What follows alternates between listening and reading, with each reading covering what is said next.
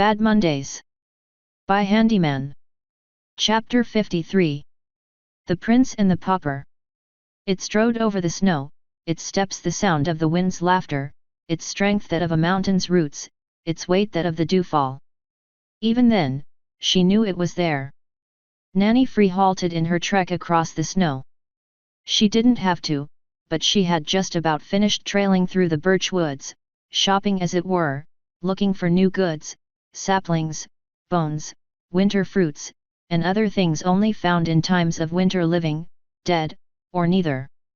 It was all the same to her, but seeing as her little pet project had so kindly moved out of the protection of the city, well, she felt kind towards the notion of taking a stroll. Indeed, right up to his new mansion to bestow upon him another little gift he might find ever so useful now that he had truly become aware of the potential of magic. It was something to help him put away the silly little trifles and hoary traditions of his pet mage and the wizards of the land. She would show him something older, something deeper, show him the real way to power. However, her plan had been cut short, her happy rhyming cadence she had been half humming, half singing coming to a sudden stop when she noticed it. The air was cold, but it was a cold that could touch her. The wind had a bite, but it was a bite that could cut her. There was something here that was not some mean spiritling leaning too close against the veil, neither some sylph nor wisp or sprite of this world or another. This was nothing she could force into bondage, nor trick into servitude, nor parley for its service. No. This was something else entirely. She saw it by turning towards the one direction her eyes did not want to look, facing the one place her growing instincts told her to flee in terror from. She feared nothing she never had and was not about to start now. It stood there, calm and alien, at once very like those forest-dwelling fools far to the south, but at the same time far too different to be mistaken for one of their kindred. If any doubt remained, the vast black pools of its eyes laid waste to them. It was whiter than snow, almost brilliant with it, as if the snow and parchment-colored birch trees that made up the forest were pale greys, a fading dream before its reality. It was if the world would break where it stood if it truly set foot upon this earth, and all about it would die of shock. It was then, looking at its countenance, she knew she would not be allowed one step further in her goal this day. A rebellious part of her was utterly incensed at the impudence that such a creature would dare tell her what she could or could not do, and with nothing more than its presence no less. 101 objections rose and died in her throat in an instant, a multitude of curses, hexes, and charms running through her mind but facing as soon as they came. There was nothing she could bring that could coerce this creature to let her by, to banish it, to dispel it. She was not the one who brought it here. I will not be denied, stranger, she hissed venomously. The white stag did not react. I may not be able to come to him, but one day he will come to me, and no protection of yours will forestall my power. She turned and trod off, relief flooding over her as the presence of the thing did not pursue her. She grimaced, her young face now no longer aged but resplendent in stolen beauty. She cast her shawl over her beak to keep out the bite of the cold. Her mind was too troubled to cast the charm to ward off the winter's fury. ===. The doors slammed open just as he finished placing the last book onto the shelf. Spike let out a small sigh and turned around on his ladder. Home already? He asked, though his smile faded when he saw the state twilight was in. Her mane was a frazzled mess and stood on end, fur matted and scorched, arcs of static lightning dancing across her body at random intervals. There was even a small fire on the arc of her tail. Her eyes twitched, and when she opened her mouth to respond, a puff of smoke erupted as she gasped for air. Air, you all right? Fine, she said quickly. Just, peachy. And then she collapsed face first onto the floor. Sighing, Spike stepped down from his ladder, walked around the table and, now being old enough to actually do so, lifted Twilight up from under her forelimbs and carried her over to the reading sofa. Bad day, huh? He asked genially. It all started off so simply, she whined, nuzzling her head into the sofa cushion as Spike turned back to his work. Ahoy! First I went to the marketplace, see who I'd meet, probably get some asparagus. Twilight, you don't have to do that anymore. I know. But I just needed to get out of the castle, she said pitiably. Okay, and then what happened? And then an eldritch vortex split the sky and threatened to suck all of Ponyville into a nether realm of eternal darkness and horror. Hey? I thought that was last week. No, that was the thing with the giant bee and Fluttershy. You're thinking of that one with the living shadow monster from the Everfree that possessed Zekora. That was last month, she explained with closed eyes and raised hoof. Spike rolled his eyes. Right, and then what happened? Well, I went to get the girls, of course. Twilight's brows furrowed. Of course. Spike nodded. So, there we were, giant evil vortex thing doing its swirly darkness thing when Pinkie. Spike tuned her out as she went on another tedious explanation of the day's events. He'd been spending more and more time in the castle anyway, so much so that even the reports of Twilight and the gang's adventures just sort of bled together after a while. While she was talking, he returned to the bookshelves, climbed the ladder, and did some last-minute sorting before taking a moment to pick out a particular book. That done, he descended and waved away one of the few palace servants Twilight finally hired, having relenting to Spike's arguments. The poor mare had poked her head into the room after hearing Twilight's rather loud complaining about some stupidity Rainbow Dash and Pinkie Pie did that ruined her third plan to contain the monstrosity. Couldn't be helped that occasionally Twilight's rants would be overheard, but at least the castle no longer looked like some supervillain's dark and empty old castle anymore. He hummed to himself, pouring a glass of water from an amphora and picking up a sandwich he had been saving, and made his way over to Twilight, sensing she was nearing the end of her tale. And I guess I just had to finally admit I needed help. She sighed in defeat, finally winding down from her report. So, you're going to be adding this to the diary? Spike asked, surprising Twilight with a fresh glass of water and her favorite, dog-eared copy of Machinations of a Maddening Miscreant. It was a fictional omnibus written by an elderly mage from Concordia, with fantastical speculative magical theory being a prime element of the story. Twilight adored the genre for the outside-the-box thinking in the realms of magical theory and practice, and was constantly frustrated at how very few examples of the genre she could find. Spike personally couldn't see the appeal in high-level magical babble getting in the way of a good story, and he actually had some education by way of Twilight. He couldn't imagine very many other ponies would either. What? Oh. I don't know.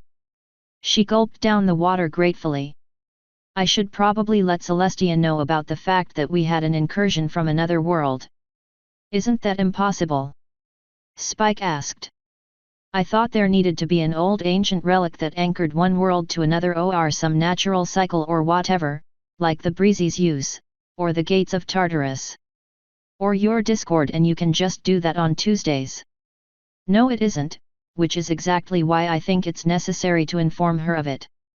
Spike, take a letter.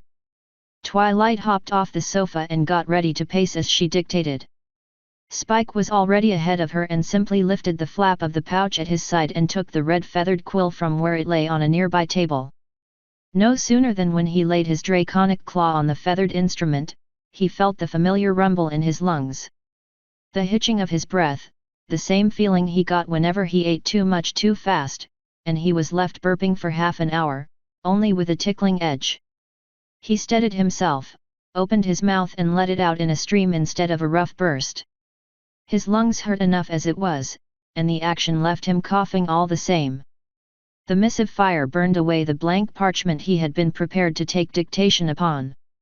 Somewhere, far away, a very surprised Snow-White Alicorn princess just got bopped on the nose with a rolled-up piece of blank parchment a second after she had dismissed her own letter. But that was not important right now. Spike. Twilight turned to see the dragon coughing lightly and the sealed letter falling to the ground at his feet. She lifted it up while she walked over to him. You okay? Yeah, Spike managed, coughing hard. What's in the letter? Spike hurriedly changed the topic before Twilight's concern could grow. Twilight hesitated while he walked off to grab a pitcher of water, but eventually she hung her head and magically unfurled the letter. Twilight's eyes danced over the page, her brow slowly furrowing. It's from Princess Celestia. Apparently she wants me to make a goodwill visit. Oh yeah. Spike downed his second glass of water. Twilight watched him out of the corner of her eye, concerned as he occasionally sputtered, trying to keep down another cough. Where to? Griffonia. There was no enthusiasm in her voice. She lowered the letter, rubbing her chin in thought. Oh right, wasn't there that whole thing or whatever? Spike asked absent-mindedly, helping himself to the sandwich Twilight had abandoned in her hurry to dictate a letter. Twilight looked at him for a moment, noting how tall he was now and how quickly the time flew by, and how many times she heard him trying to hide how bad his coughs got by secreting himself away in hard-to-reach parts of the castle. Yet, she murmured, lost in thought, considering options, opportunities. Celestia wants me to go there, as a sign of friendship. Mend ties. Twilight, you okay? He turned around at last and noticed the odd look she gave him. She smiled, the decision made. Yet. Her horn glowed and drew up one of the long lengths of parchment for another one of her, to anybody else, infamous checklists. Now come on, we have a lot to do to get ready. I'll get the girls. Hope you guys have fun. She chuckled at that. Silly Spike, she teased, you're coming along too. Dash equals dash. He grunted as he shifted the whole weight of the thing off his shoulder. He nearly stumbled and hurried to catch and steady the coffin before it tumbled over. It was a bitch, but at the end of the day, it was worth it. He lifted the brick and shined its face on the cellar around him. Barren, dry, solid, and very empty. Whatever the previous lord of these lands had used it for, if he had used it at all, Handy could not begin to guess. The cellar was a rough quadrangle with deep alcoves on all sides, very deep, some of them twisting in on themselves in curves or right angles. 7 on each long side, 3 and 4 on the respective shorter sides. Handy hadn't bothered exploring all of them yet. It had been a flight of whimsy that brought him down here and to his current task. Hell, it had been a flight of whimsy to go out and actually get the coffin made. A private joke. Well, in a manner of speaking, it was no wonder the whimsy came to him. He could not sleep in his own manor because he was busy having it repaired. The Artisans Guild who rented the land upon which they built their guild house? They were cooperating with his blacksmiths on repairing and, worryingly, expanding it, if the few snippets of conversation he had caught were anything to go by. Handy already had more space and rooms than he knew what to do with. Still, he also had more money than he knew what to do with, so he quickly ran out of excuses to try to dissuade the eager master carpenters, masons, and brickers using the opportunity to squire their young apprentices in their trades. Henri Hammerstrike was delighted to take the contract to help out with all the necessary ironworking, and something of a rivalry, friendly or otherwise, Handy could not discern, erupted between him and his pupils versus the artisans and builders. To make things exponentially worse, practically all of the menfolk of Handy's domain showed up to offer labor and expertise, digging ditches, fetching and carrying and all manner of work. Word got around, and the twins, the ones who ran his taverns that he could never remember the names of, nor get right whenever he could recall, started supplying the alcohol to keep everything smooth and jolly. Now, conventional wisdom would dictate that supplying free beer would encourage workers to stop, working. However, often conventional wisdom proved to be wise, while sometimes it was downright retarded. All the workers seemed to work with a consistent energy and even joy at their task, the beer helping to keep high spirits and good cheer. His bakers supplied free bread and cheese, so everyone was fed and watered at all times of the day, and work continued through rain, snow, or sleet.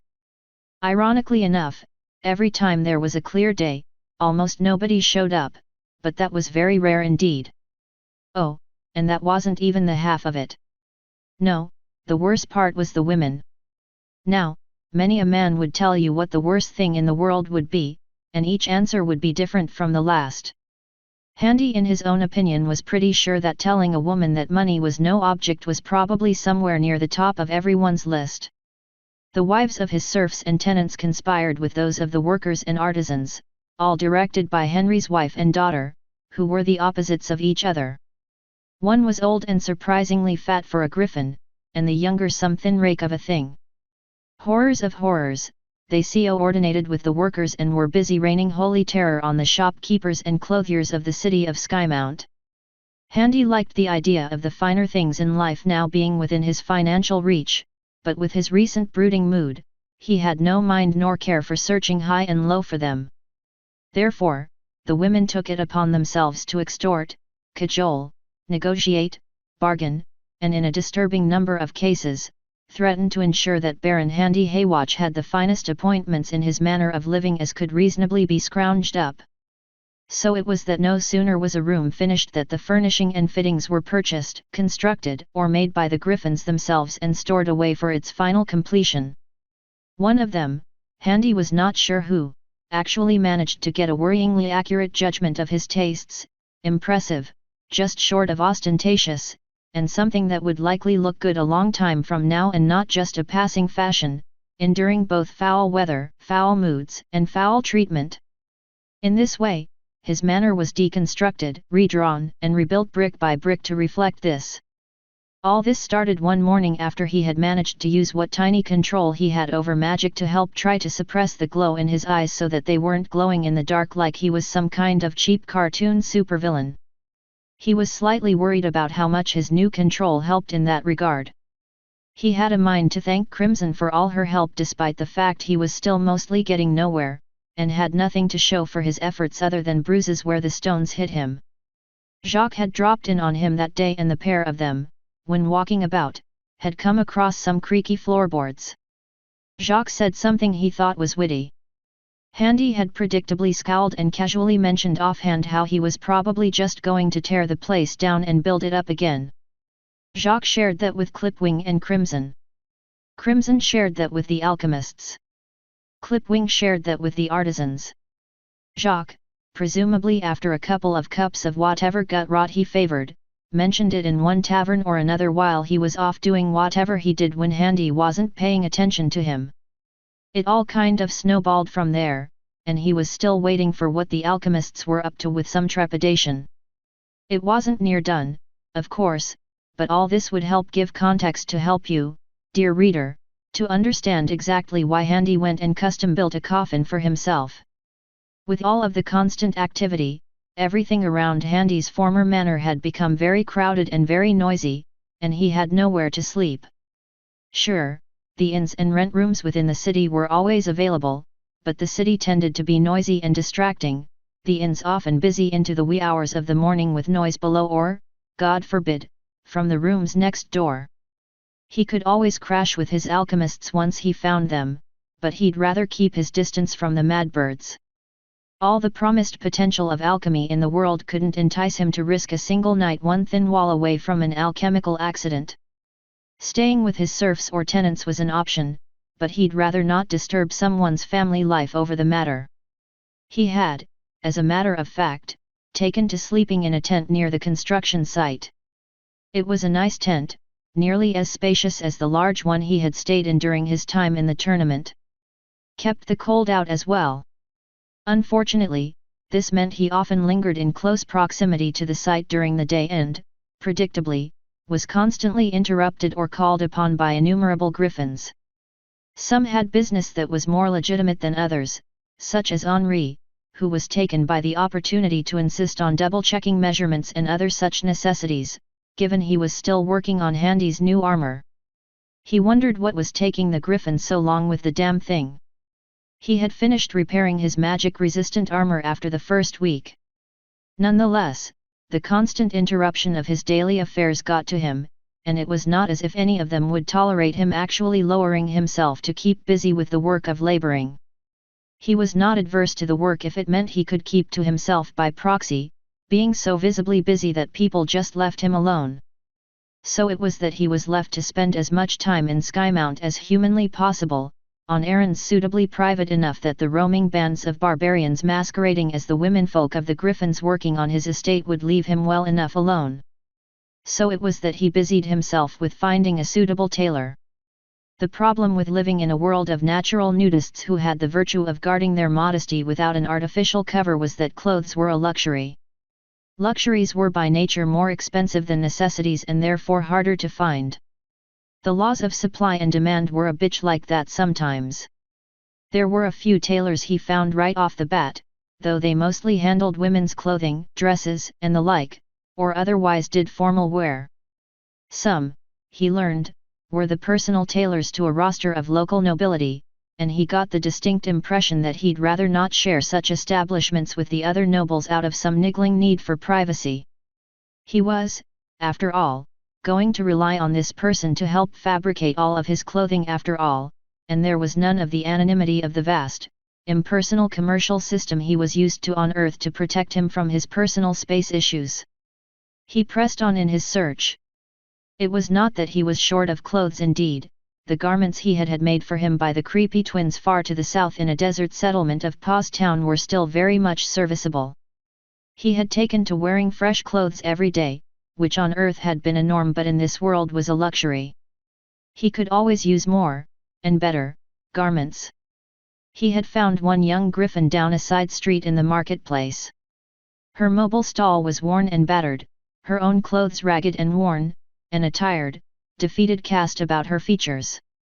The fact she was so lost in her misery that she did not even give Handy the customary wary sidelong glance he was so used to was notable enough, but what really caught his eye was what she had on display. The stall had tunics, cloaks, a few hats of various sizes, and styles suited for griffinic skulls, scarves, a few belts showing she had some skill at leather working, besides everything and more. What was truly noteworthy was the styling and intricate artwork of it all. Even the most plain of tunics on offer had the subtlest of details lined out just so to draw the eye and make it memorable, all this despite presumably being made out of the cheap or even crude material available to the griffin. The fact that they were all immaculately clean and well cared for in comparison to the girl herself and her wagon spoke well of her work ethic. As interesting as that all was, it was not enough to arrest Handy's attention for more than a moment, except for one thing. "Excuse me." He picked out a black velvet hat, wide-brimmed. The hat. The sort that for centuries, from musketeers, to Napoleon, to the tricorn and onwards, was all really just one hat, crushed into various styles to make hundreds of different kinds of hats. The kind of hat Jacques favored when he could manage to hold onto one long enough for it to get comfortable, before losing it in some ridiculous manner. He always blamed Handy for the losses of his hats, which was rather unfair in his view. It was not Handy's fault that his life was absurd.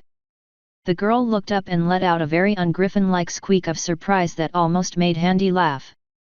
He decided to press on through her shock, not in any mood to dissuade fears at the time.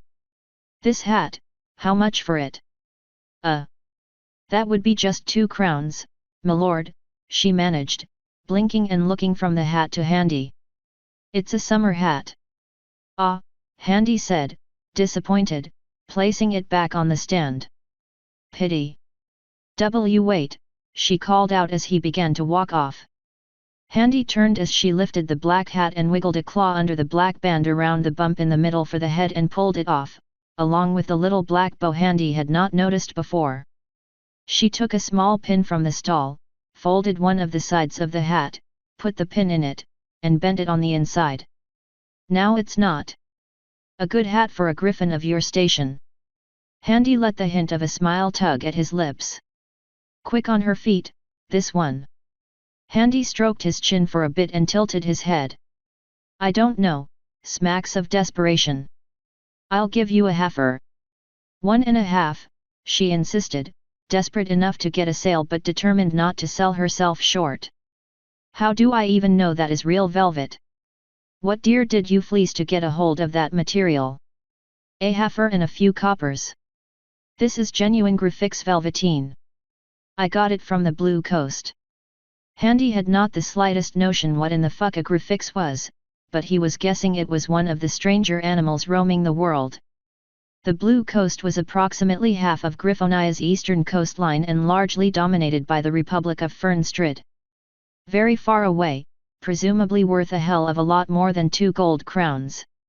And all that time since, you couldn't sell the hat before you got to me, all the way on Equestria's doorstep. Handy protested, now enjoying watching the merchant girl struggle. A heifer, not a copper more. No. I didn't sell it because none of the farming griffins who I passed had money to pay. 1 crown, I will go no lower. You're doing yourself no favors, lass. I am a lord. Why would I pay a crown for a hat a farmer would not buy with his spit? Handy challenged. She looked like she was struggling, and thus Handy was amused. Poor girl needed to up her haggling game. Well? I'm waiting. They couldn't afford it because it was commissioned, she said at last. Ah, well now Handy had to hear this just to see how far she dug that hole. I was taking it to the buyer. Well, that certainly explains why you went all the way to the Blue Coast for this. Ah, Handy trailed off, rubbing the material of the hat. Velveteen, she supplied. Yes, that. And, m'lord. And you were saving this for the one who commissioned it. Why is the hat not in their hands if it were originally a summer hat? Handy asked, closing the trap. He had expected her to stutter or panic.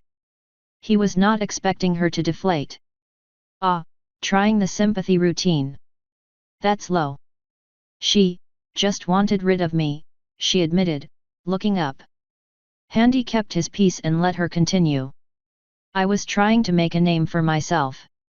To get noticed.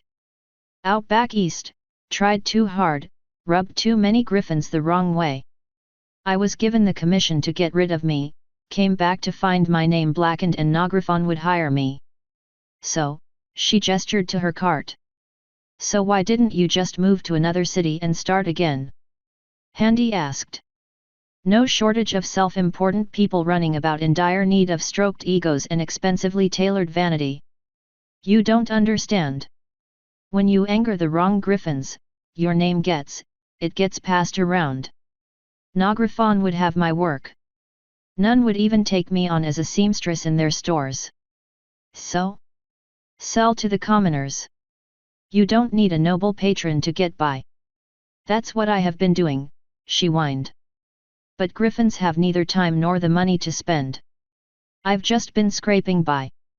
Handy put the hat back on the stand and flipped her a silver.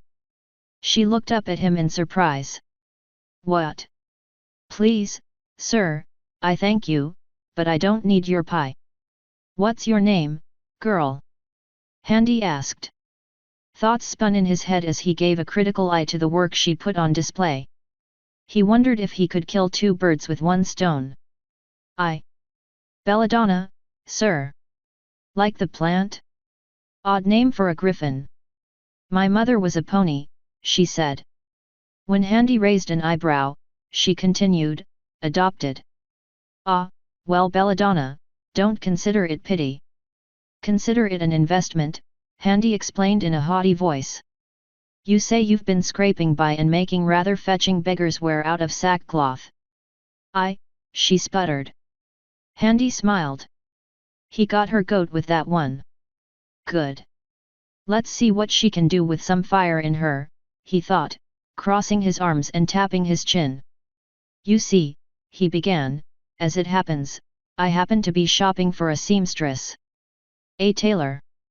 Someone who has a way about them when it comes to sewing and darning. That shut her up right quick, her eyes widening. But, he said, putting a stop to whatever wild hopes his words put in her head with the promise of a pitfall. You get nothing for nothing. I take it from your tale that none of the tailors in this fine city of the kings would have you, am I correct? Why yes, sir, she managed.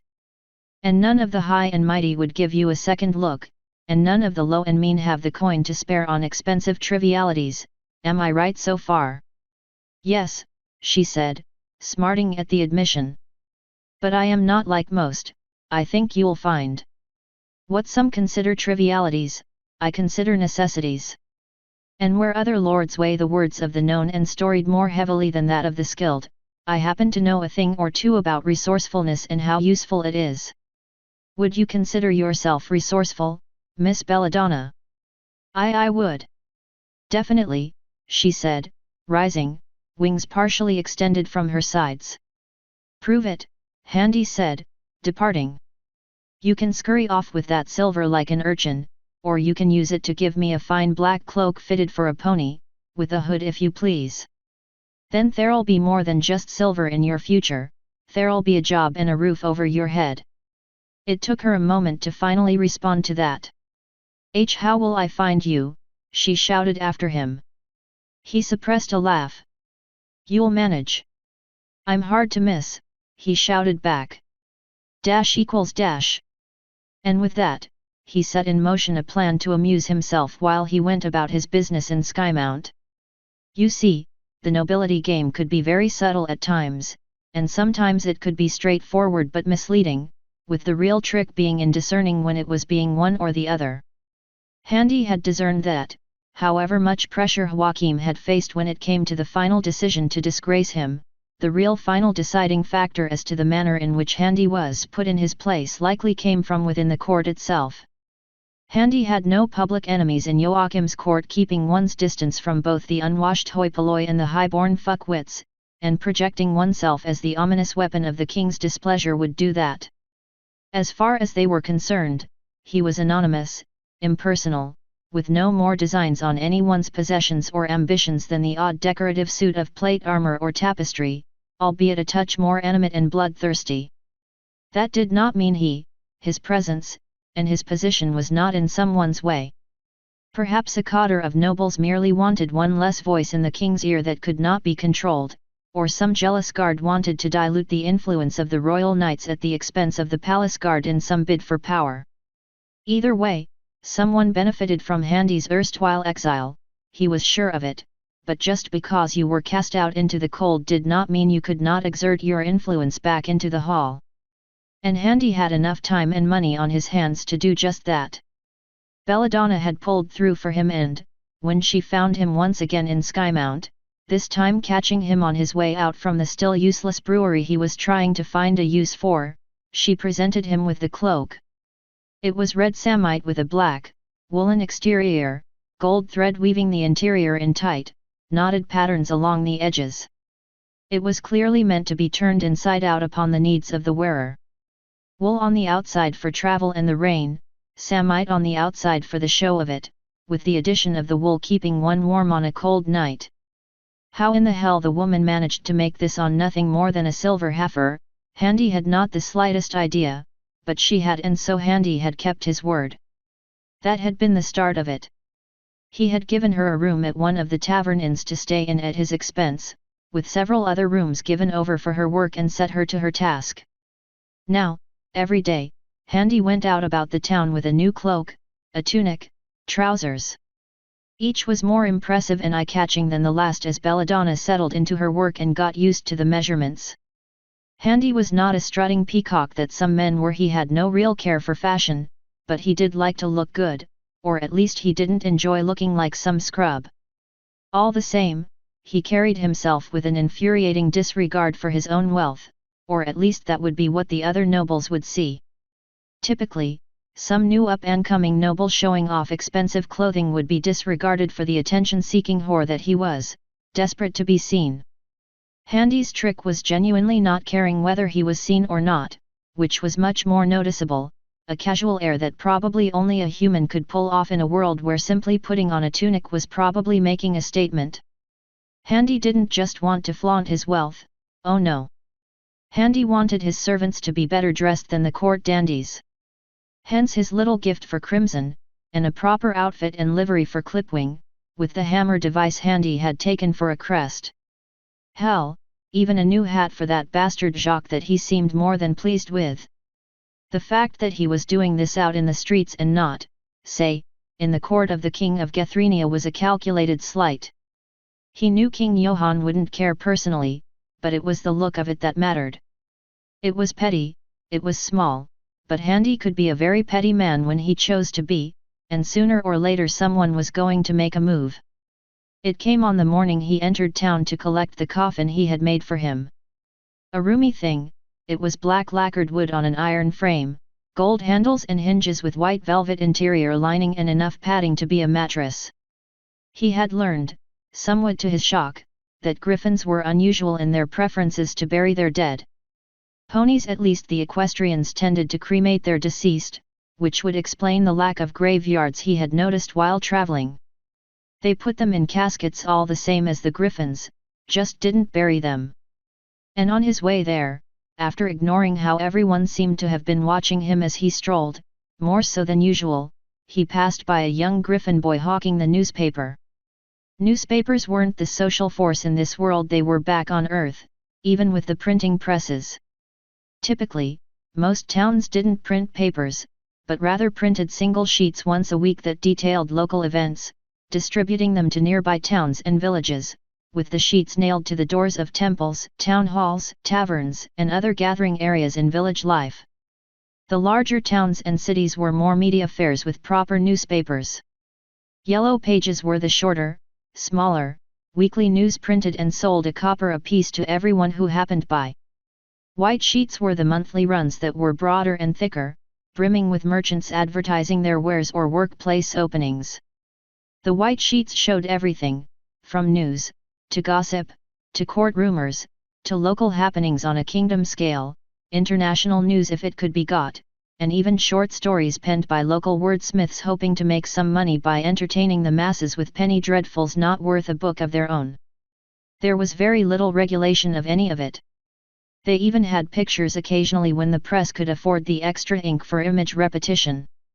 This was exactly why Handy stopped in his damn tracks when he noticed himself on the front page of a white sheet. It had been a picture of him reading and lying half out of his tent on one of the better days that winter.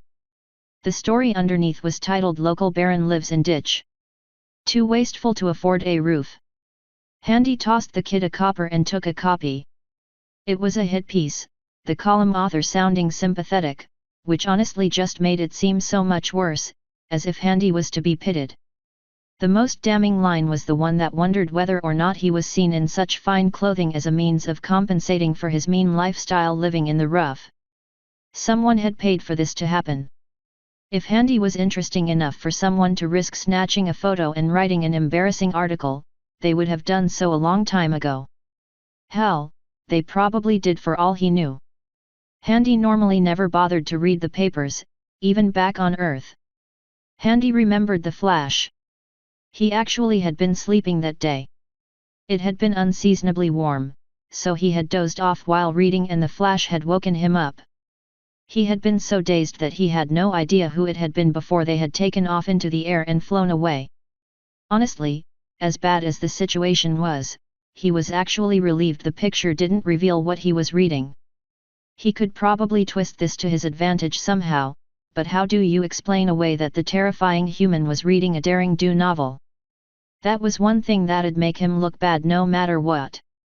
But the picture, the ink to run it, the story? Yeah, someone had wanted to run that story, had paid for it. Seemed like he did tick someone off in the end. Good, the game was on then. Now he just needed them to show their hand, claw in this case. In the game of nobility, the one who got mad, lost. Handy was well aware of his temper and his pride and, if he was honest, the embarrassment did goad him. Just a touch. He couldn't let it show, however. He had to get even, but how? He thought about that long and hard while having the coffin hauled back to the manor for him, paying the two young serfs a silver apiece for their help. Now at least, he could actually sleep somewhere that was not out in the open where something like that could happen again. Master. He turned to see Crimson walking down the stairs to the cellar. Are you done here? Ah, Crimson, is it time again? He asked.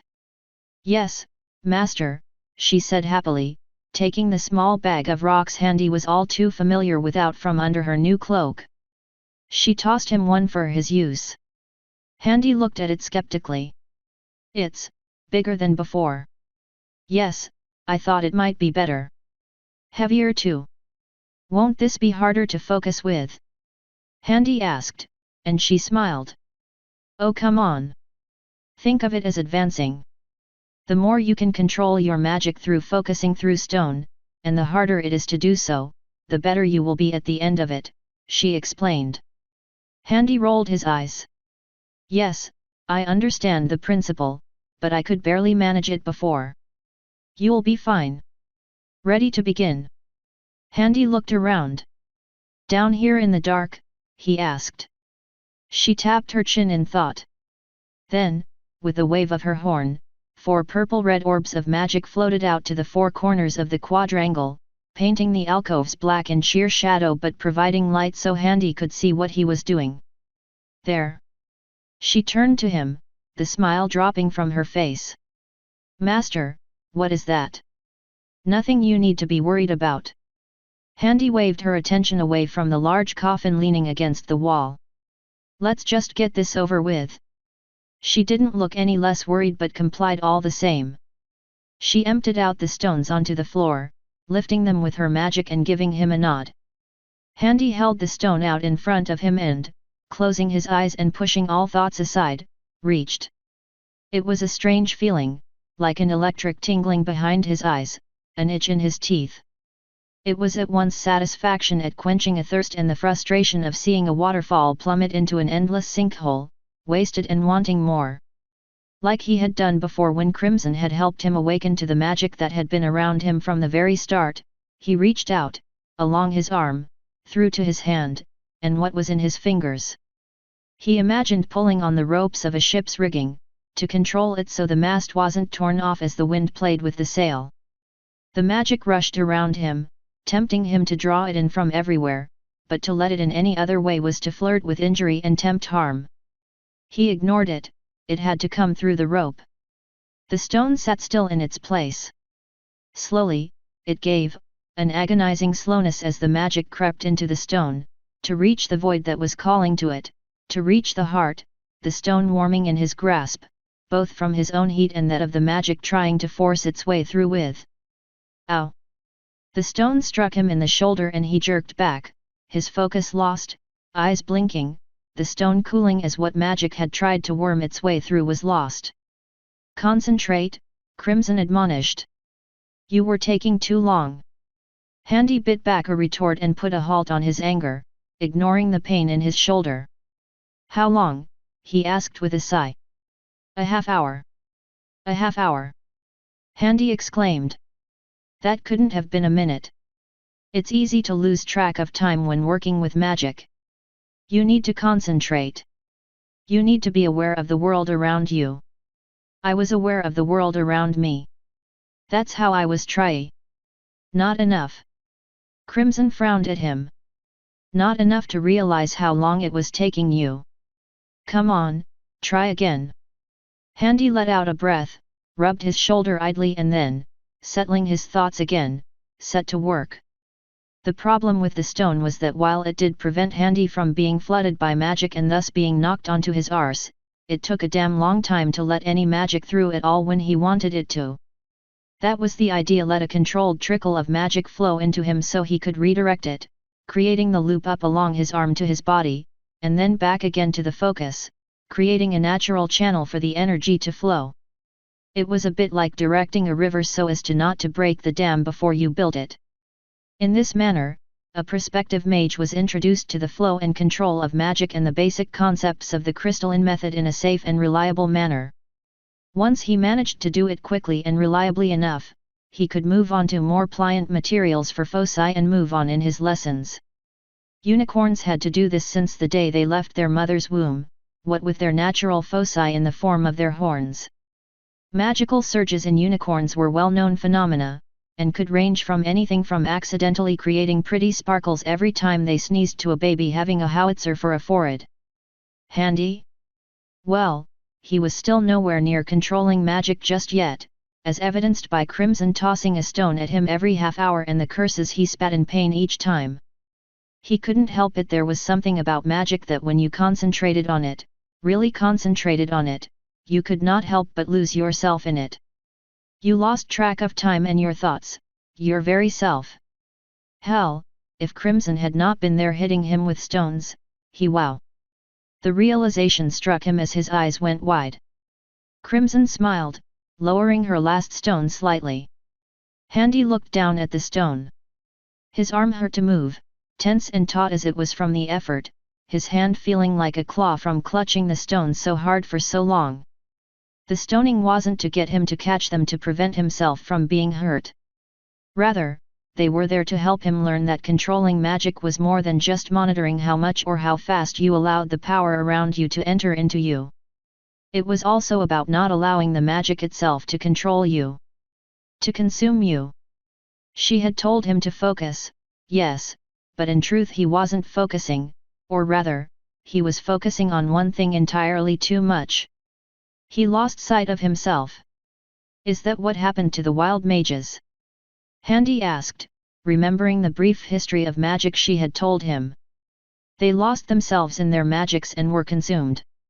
Violently, Crimson said. Most times, at least. Very good, Master. Couldn't you have just told me what I was doing wrong? I would have, eventually, but I wanted to see if you could understand what you were doing wrong. It's easier to explain if the student is partially aware of what he was doing wrong.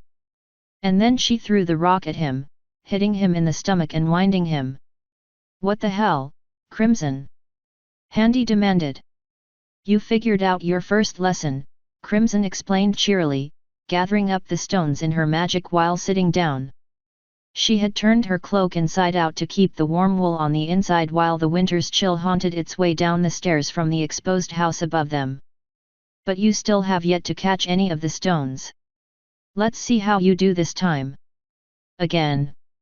This time, Handy did not argue, and again he set himself to the task of trying to draw the magic through his hand by way of the foci, and again, with glacial slowness, he felt the magic seep in. It was like water soaking into rock, only at the speed of molasses. This time, just on the edge of feeling himself become lost, he opened his eyes. He almost lost it, almost lost focus entirely with the shock of it as his mind was jolted into remembering the world around him existed, that the magic he now felt washing over him like an invisible wind really was invisible, that there was no visible indication that anything was going on other than Handy standing there stupidly, clutching a rock in his outstretched hand. It felt disconcerting, as if he should not be paying attention to anything else. He held his ground, however, willing the magic to continue into the stone. Now aware of the world around him, aware of time passing, the process felt infinitely more slow and agonizing. The stone felt unreasonably warm in his hand, so hot he felt he should drop it, but he knew the feeling to be an illusion, a trick of his mind. He pushed on.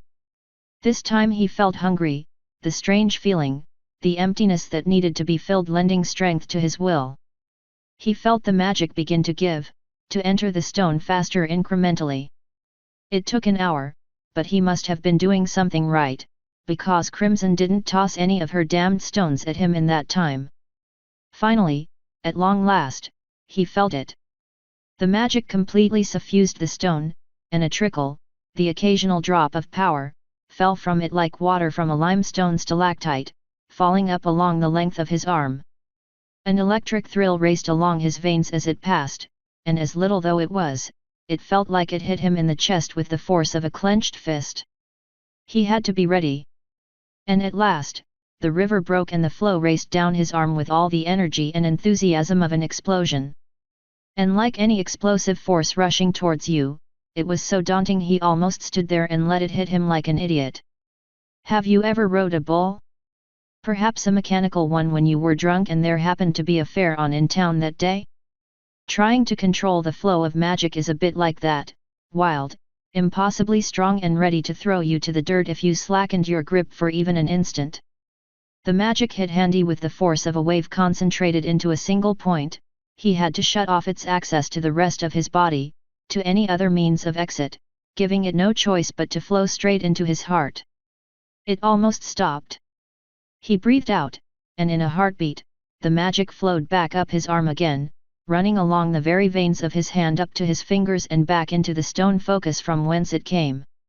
He relaxed, the magic was controlled now, a closed circuit he could control and manipulate, allowing its energy to suffuse his body without worrying about it hurting or overwhelming him. Outwardly, nothing showed.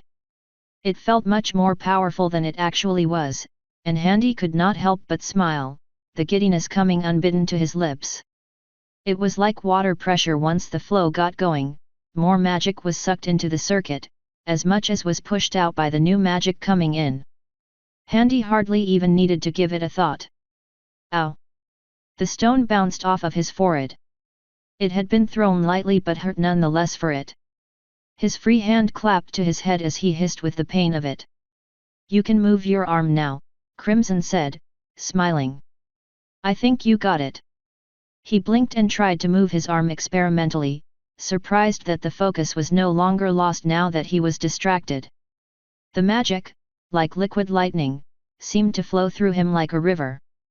His arm ached with the movement, and his fingers hurt to move, but so long as he didn't relinquish his grasp, the magic flowed. He laughed. "I can't believe it," he said. "What?" "Nothing, it's just. I don't know, reminds me of something. Summer days when life was young and I was free. Well, I'm glad you're having fun. Shall we?" Crimson held aloft another stone. "How?" "Well, now that we're getting somewhere, how do you think?" she teased, throwing the stone up, letting go and catching it again in her magic. Handy thought about it. Catching the stone magically would be telekinesis, basically what every unicorn and mage did pretty much without thinking. It was hardly even considered a proper spell by virtually anyone with an inkling of magical skill. If that were true, then it couldn't be much more complicated than the basic concepts he just figured out. A projection of the will in the form of raw magic, but how could he do that? He looked at the stone in his fist. He supposed it logically followed that if he could draw magic in through it, he could project magic using it as well. If he welled up the magic, it would allow the power to flow into him through it but would refuse to let it leave the stone once it traveled through his body. Like holding your thumb over the spout of a water tap, he could then force it to come out at a higher pressure than it naturally would. He saw the stone glow. Such was his surprise that he blinked and lost it. Unconsciously, he had been working the magic as he thought out the concept, teasing it in a manner he was familiar with. "Do it again," Crimson called out. "That. Whatever that was, do it again." Handy tried, and sure enough, he saw a flickering glow around the stone. A soft silver aura surrounded the stone and his hand, not unlike the glow suffusing Crimson's own horn. She clapped her hooves happily at the progress. "There. How did you do that? How did you figure it out?" "I just thought about what the magic reminded me of, and used that to help conceptualize other ways of utilizing it. It's like a river. I thought about how you can manipulate the pressure of water," Handy explained as best he could. Crimson hummed. "The starshine method?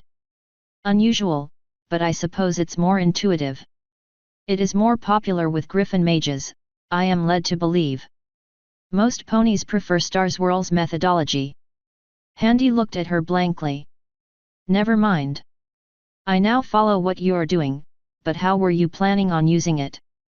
She bounced the stone in her magical grip, Handy following its progress with his eyes. "I was going to release the magic in the direction I wanted it to go." "Interesting. Want to test that hypothesis, Master?" Handy eyed the rock. "I'd rather not. Come on, Master, you're doing so well. What's a little pain for progress?" "Still pain," Handy replied, deadpan. Crimson snorted. "But, fine. Let's go ahead with this." He readied himself. Again he blocked the magic's progress back into the open air, and again the aura formed. He thought about it, wondering how he was going to do this. This time he thought of a hose rather than the water tap. Holding a running hose upright and putting your thumb over it, you could not only control the force of the water, but where it sprayed depending on how you moved your thumb. He planned to try that and kept his eye on the stone in Crimson's grip. She threw it lightly, more of a toss really. He lifted his arm towards it and released the magic. He didn't see it, but he felt the magic leave him in a rush as an invisible force struck the stone and shot it back into the ceiling, rebounding and landing on the ground, skittering away into one of the dark alcoves. Crimson gave him a critical look. "Well done. Still, I told you to catch it, Master," she admonished. He frowned at her. How in the hell could he catch it? He couldn't catch water once it left his grip. How the hell could he catch magic? Try thinking about it differently. Differently, right? Handy bitterly ruminated. He gave the matter some thought. The way he was thinking of it, he was releasing the energy, not expecting it to return to him. No, what he needed to do was create an extended loop, another circuit like the one connecting him to the focus in his hand, only this time between the focus and the target. He had to throw the magic onto a point and hold it there. At first he thought of a lasso, but then it dawned on him that that would only catch the stone and bring it to him faster than he was ready. He needed to think about how to reach out to catch it and hold it there to his will. What did he know that allowed him to reach out, grab something, and manipulate it to his will? Handy slapped himself in the face for being so stupid, letting out a groan. Problems? Crimson smirked. Nothing, just, took me way too long to think of this. An arm. The answer was an arm. He didn't know how others did it, but the answer seemed obvious to him. It didn't need to be obvious, but the more he thought of it, the more sense it made to him. An ethereal appendage. Just, don't throw it, hold it in the air. Like that, yes. Crimson complied and stepped back, curious as to what he would do. There was probably easier ways to do what he was trying to do, but hey, it was an experiment. He pushed the magic out of his hand, trying to direct and limit the flow of the energy that wanted desperately to escape his grasp, bleeding into the cold air around him. Handy was reminded very much of holding onto the leash of a very large and enthusiastic dog, trying desperately to stop it from pulling him along. It was as much a physical effort as it was mental, and he grunted with the strain. He thought briefly that he must look very stupid from the outside but put the thought out of his mind. He didn't need the distraction. The aura in his hand waxed and waned with the strain, but he retained control and, slowly, invisibly, the magic snaked its way over the empty distance between him and the floating stone. When his magic touched the aura projected by Crimson, he let out a gasp of shock. At first it was like the shock of rolling out of bed and hitting a cold wooden floor. Crimson chuckled but slowly relinquished control of the stone as Handy's magic slowly flowed around it, projecting the same silver aura onto it. Crimson released and he held it there in the air. He stood there, amazed, so much so that he almost didn't notice the fact he was losing control of it. "Careful," Crimson said. Handy hurried to finish the loop. He already had the stone in his magical grip, so he directed the magic back from it towards his fist. It was a task made significantly easier by the effort already put into creating the link in the first instance. The magic came back to hit him, and he felt his fist shake before the link finalized. And there it was, the magic flowing into him through the focus, back out again and into the invisible air towards the stone, and back again in a figure 8. He eased and let the loop form naturally and realized, unlike the one between the focus and his heart, the one that he projected threatened to disappear entirely if he relaxed, no natural medium sustaining the force of magic in its projected pattern. Handy suddenly felt himself longing for unicorn blood, to use it to let him physically see the strings of magic and the thaumic winds. He wondered what his erstwhile creation would look like. He shook the thought from his head and let the stone drop. Crimson looked very pleased. "Well done, Master. You've understood the basics of the Konashalep's principle, and the Gryt loop." "Yes, those are certainly words you are saying, Crimson." Crimson rolled her eyes. "What you did was the Gryt loop channeling the magic back and forth between the body and the focus." The Konishalep's principles involve using the willpower and the innate need of nature to fill a vacuum to draw magic into the body through a means of egress the wizard allows, and then projecting it out in the same manner. It creates another GRYT loop by using the power and stability of the first as its base by projecting it onto an external point. I actually think I understood most of that, Handy said disbelievingly. The words were still foreign, but the concepts were now familiar. He considered that had he not gone through the pain and trouble of doing it himself, they would have remained foreign concepts even if he had have spent a year reading books on the subject. He found that he was out of breath, feeling sweat bead off his brow and into his eye, catching him by surprise. He suddenly felt very tired from the effort, but the exhaustion was only catching up to him now. Although, I doubt I'll be able to do it quick enough to catch something mid-air. Crimson nodded in understanding, lifting the stones and gathering them into her pouch. You can let go of it now, she said, this time with a knowing smile. Handy almost fell for it. Wait. Yes, she asked. How do I let the GRYT loop go safely? She beamed at him, the correct question to ask as it turned out. The same way you stopped it from leaving. Simply prevent the magic from entering the focus from the outside while letting the magic leave you and enter into it. Simple enough to say, hard enough to do. He did as she said and the loop soon closed. The magic left him, making him feel oddly empty without it. With nothing left to draw the magic into the stone, it couldn't hold it on its own, and he felt it leave the stone and suffuse into the air once more. That's, actually quite a lot to process and go through. I can't believe you unicorns can do all of that with literally a thought, Handy said, genuinely impressed and seeing the little ponies in a new light entirely. It becomes like breathing, Crimson explained. Oh, and if you want to know the fast way to close the loop, you could just stop concentrating and drop the focus. The magic would have nothing to draw it in and nothing to keep the loop going, so it would just flow along its path and out of your hand in an instant. You could have just told me that. Yes, but this way you now know how to close it willingly without dropping it. We unicorns can't drop our horns, you know, she said with a smug grin, sticking her tongue out at him slightly. She seemed to really enjoy these lessons, and Handy could not say he found the more relaxed Crimson disagreeable. He certainly preferred it to the more cowed and demure, borderline sociopath who was unreasonably afraid of his slightest disapproval. Fine, we'll try this again some other time. I'd rather not spend the rest of today. Night, she corrected. Fuck me, really, he asked, looking back up the stairs. Sure enough, it was dark out, the only meaningful light being provided by Crimson's floating orbs of magic. Seemed like he ended up spending far more time than he thought. Well, I'm tired of getting hit by stones. Good night, Crimson. Good night, Master. Should I have a room prepared back in the city? It will be freezing tonight. I'll manage. Handy was suddenly reminded of the paper he read earlier that day and the sour taste it left in his mouth. Crimson nodded and went back up the steps, the magical lights winking out of existence as she left. Handy turned the phone back on and prepared to follow her, then stopped, shivering.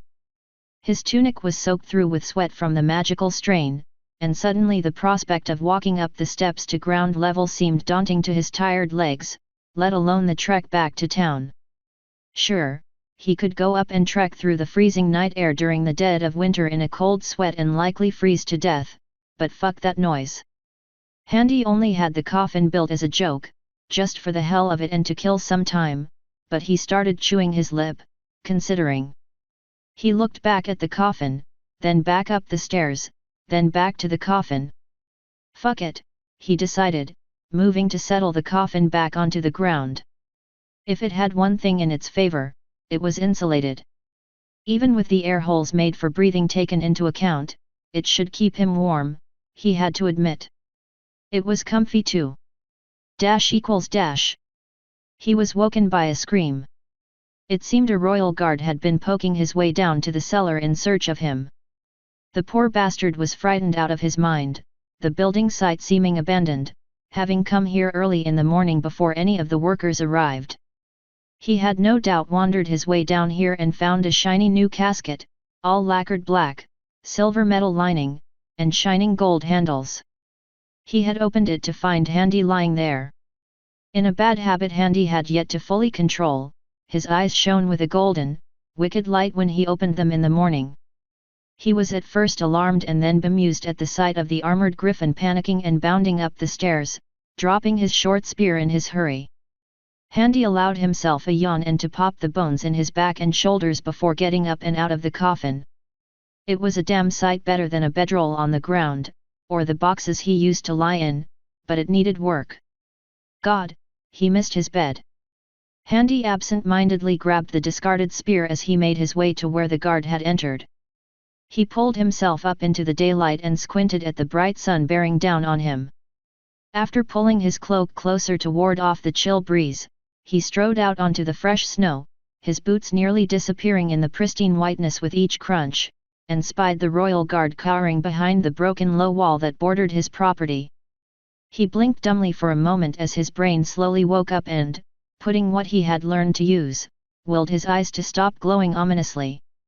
I trust thou hast a reason for waking me so early in the day? Handy asked, seriously considering whether he wanted to continue keeping up the court tongue facade or not. He chucked the spear onto the snow before the wall. The guard seemed visibly more relieved now that Handy was not apparently going to eat him. I was sent ahead to see if you were here. Handy could not place his face, but he had light orange-brown feathers and a brown pelt. He was sure he would recognize him if he knew him previously. Must be a new guy or something. Well, thou hast found me, Handy said, spreading his arms. What is thy business? The king wishes to see you. The guard gingerly approached his fallen spear and snatched it from the ground. He does? What do you want this time? He said, muttering the last words to himself, his mood turning fouler. Very well, I'll come to the castle. And no need, my lord, the soldier said hurriedly as Handy made to move for his tent to find cleaner clothes. Handy gave the bird a puzzled look. The king is coming here. He is just over the rise, in fact. Is he now? Handy asked, straightening his tunic and pulling the cloak into a closed position. No need to look like a total scrub and show off his dirty clothes. Well then, I guess I'll do him the courtesy of meeting him halfway. Why yes, of course. I'll escort you, the guard stammered, watching Handy pass by. He glanced back at the open hole in the ground that, when the manor was fully built, would be the entrance to its cellar. If you, don't mind, Lord, I apologize for my reaction. I didn't believe what they said about you was true. Handy smiled but did not turn around. Most sensible people don't, he said, not confirming anything one way or another. ===. The royal caravan turned out to be just Joachim and several of his guards. None of his knights were present, however, which Handy thought was strange. And traveling on foot as well. The small contingent stopped when they saw Handy, and the guard crested the rise in the road not a dozen meters from his manor house. Handy raised his fist in acknowledgement, and they continued on towards him.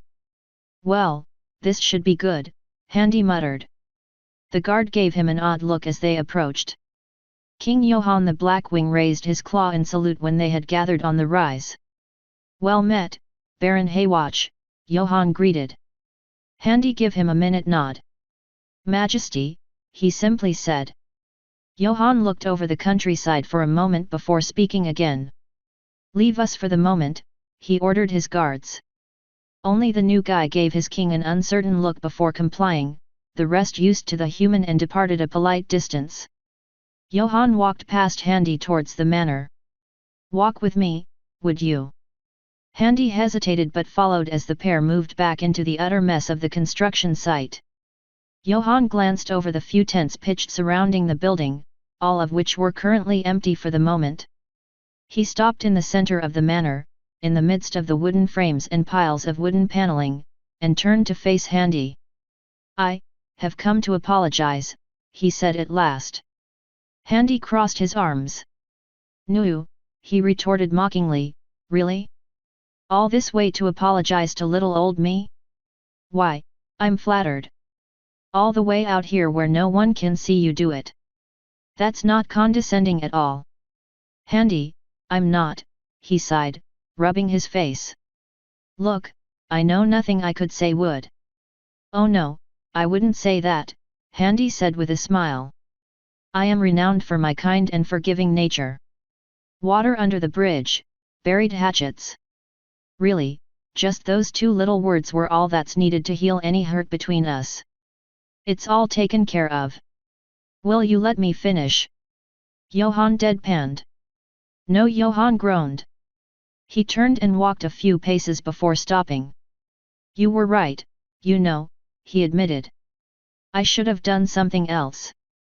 A bit late for that now, isn't it?" Handy replied tersely. Johann nodded. "Probably." He turned. "I know nothing I can say or do would have you forgive me." Handy said nothing and let the griffin continue. "So, I thought if we could not reconcile, then perhaps there could at least be peace between us." Johann lifted his cloak and pulled out a long, silver, heater shield from underneath. It shone gloriously in the light of the sun, and Handy let out a surprised yelp as he lifted the cloak to cover his eyes. The glare died down as Johann shifted himself to stand in the shadow of one of the half-built walls. Handy lowered the cloak to look down at it. It was there in all its familiar glory. The same knotwork pattern entwined a stylized hammer in silverwork on top of steel, marred somewhat by an ugly rent of new metal worked in to repair where the shield had completely buckled. Handy was honestly too surprised for words. "Where did you?" he managed, not looking up from the shield. "It was all that was left of you when you disappeared from the tournament," Joachim explained. "You kept it." "What? Would you just dump the last thing left of your friend the day he died?" Johann asked with a smirk. "Of course I kept it. I hadn't had it repaired until after the unpleasantness in the castle. Honestly, I was so angry that I had forgotten about it." "Oh, you were angry?" Handy scoffed, his voice suddenly terse. Johann waved him off.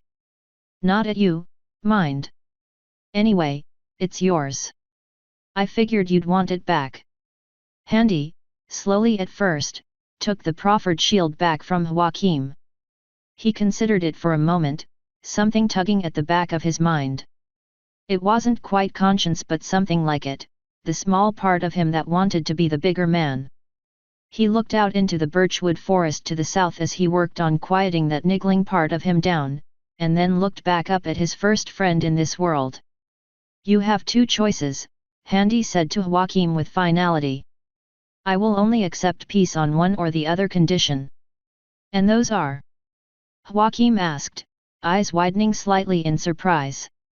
Evidently he had not been expecting to get more than one possible conclusion. "You will bring me back in from the cold, publicly. Rescind your expulsion of me in front of everyone.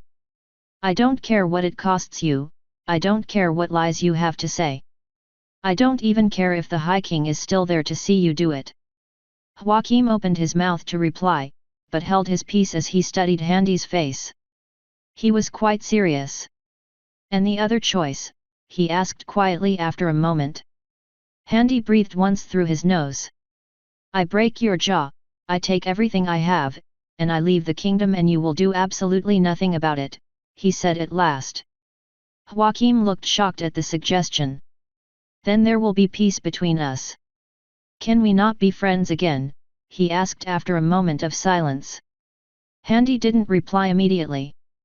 "I don't know," Handy admitted. "You betrayed me, Joachim. My only real friend in the world, and you threw me out in the cold after everything I did for you.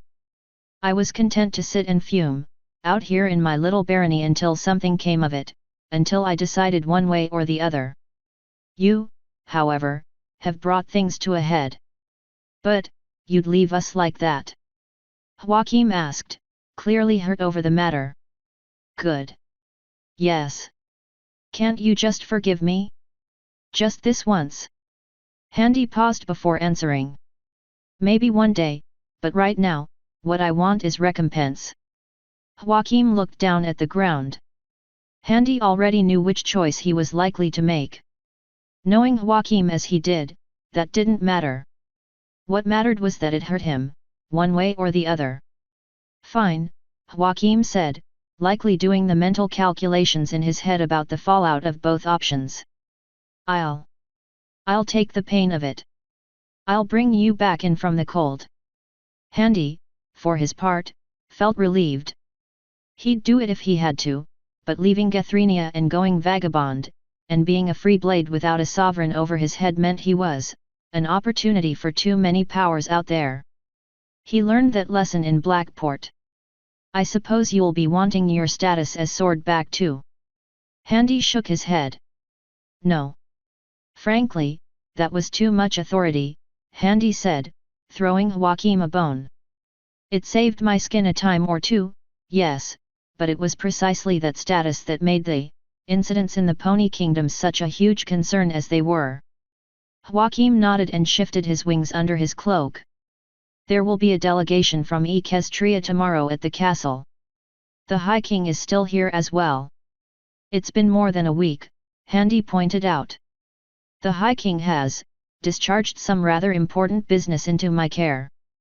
His presence also helps sort out any lingering fears the rest of Griffonia has about that unpleasantness last month. He'll be heading south to Furthengard next. Catherine's presence here speeds that along too. Fascinating, Handy said, not missing being the center of that diplomatic potluck affair. So you'll do it today? In front of everyone, even the equestrians. Will that suffice? Johann asked, looking up at him. Handy nodded. Then it is done. And with that, Joachim left the manor.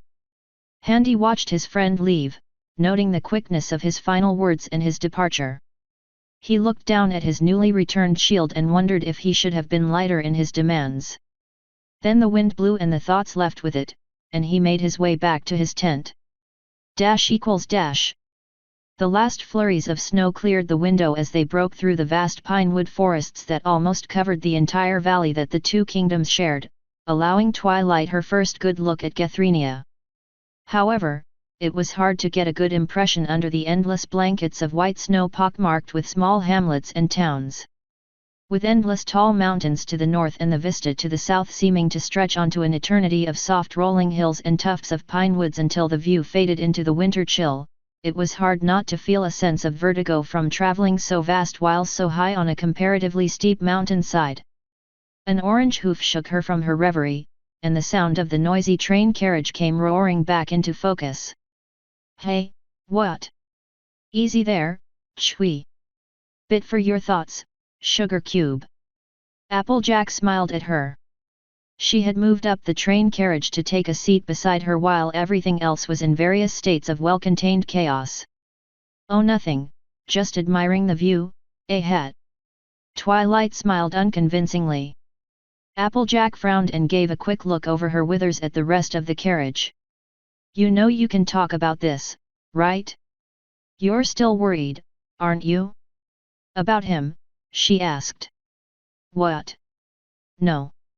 No, of course not, Twilight said while worrying away at her tail with a hoof. AJ cocked a brow at her, and she sighed. Okay, maybe I am, but only because I need to ask him something. Otherwise, I would have just avoided the issue altogether. Chui, you don't have to. No, it's not about that. She looked pointedly back down the train. Spike was in the next carriage checking over the other passengers. It's about Spike. Spike? Applejack asked, confused. Oh. Is this about him being sick? I don't know. It's complicated, Twilight said, hugging her tail and looking visibly worried. Truthfully, they had all been a bit worried about Spike for the past few years. Applejack gave her friend a hug to reassure her. Look, no matter what happens, we'll be there beside ye. Quite right, darling, Rarity said, walking over to them to get away from the ruckus going on further back in the carriage. Pinkie Pie had managed to get half the ponies on the train involved in a song, and Rarity, in her typical fashion, had somehow wormed her way out of it unscathed. She fixed her mane with a hoof while adopting the seat across from the pair of them. Whatever travails you undertake, we shan't hesitate to follow behind you, so what are we talking about? Twilight's just fussing over the trip. I keep telling her she need not worry none, AJ interrupted Twilight before she could talk. Twilight blinked but smiled her thanks at the change of subject. Oh, why ever for?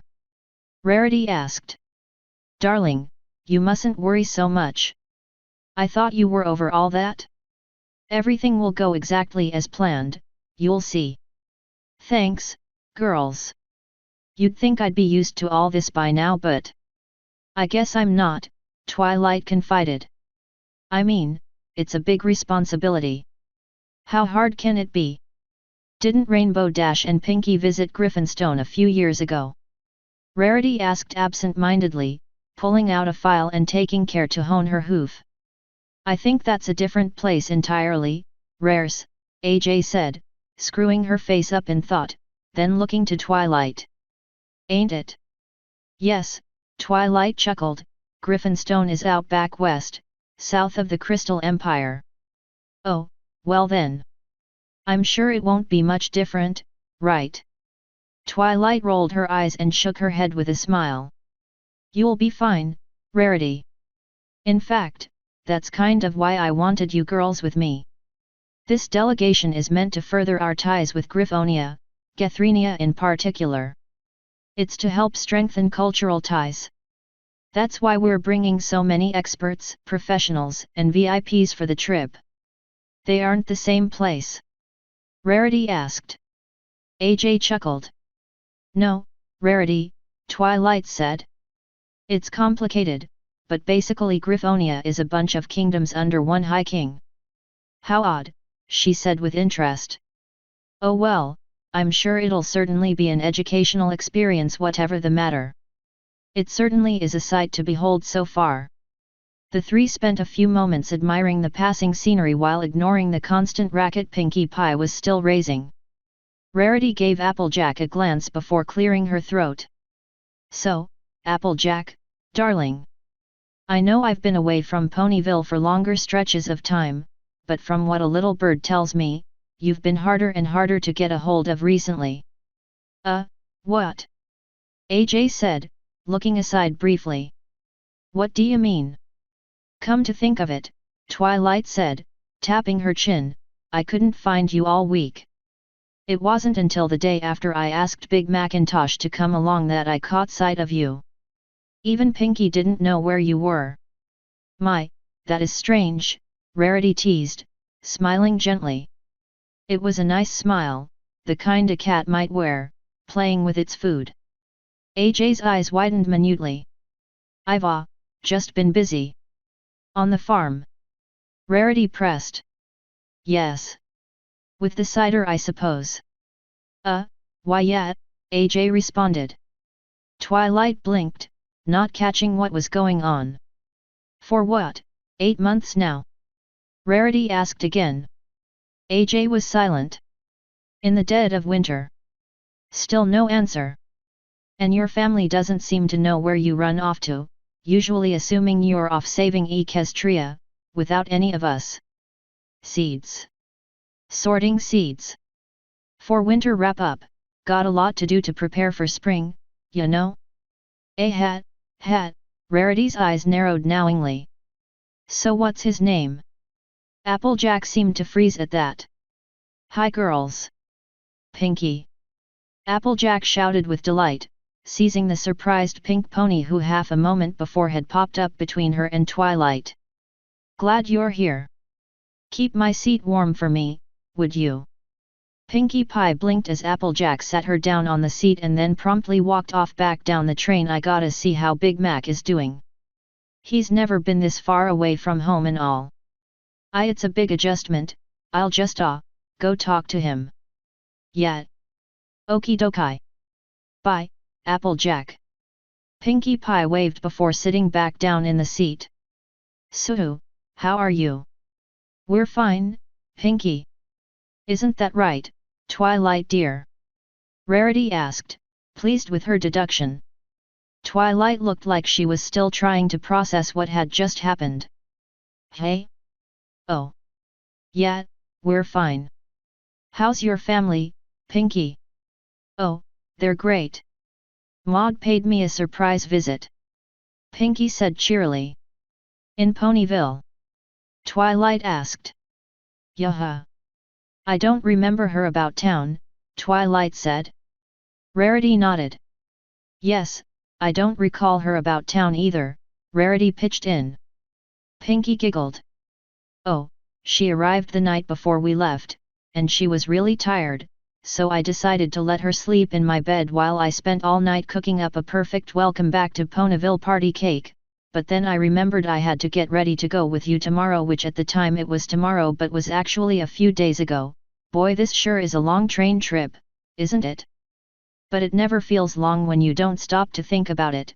It's almost as if we're leaving Ponyville 1 minute, then we're only on the train for a few seconds before we look out the window and we're there.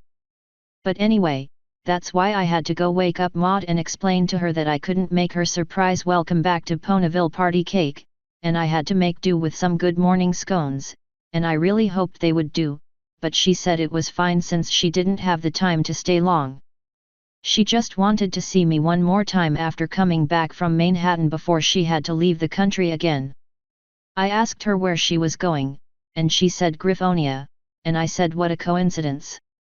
That's where I was going too. She seemed surprised at that, I could tell, and I asked her if she wanted to go with us, and she said of course, so I've been spending most of the trip with her at the back of the carriage where she's been talking to Fancy Pants, and oh, are we there yet?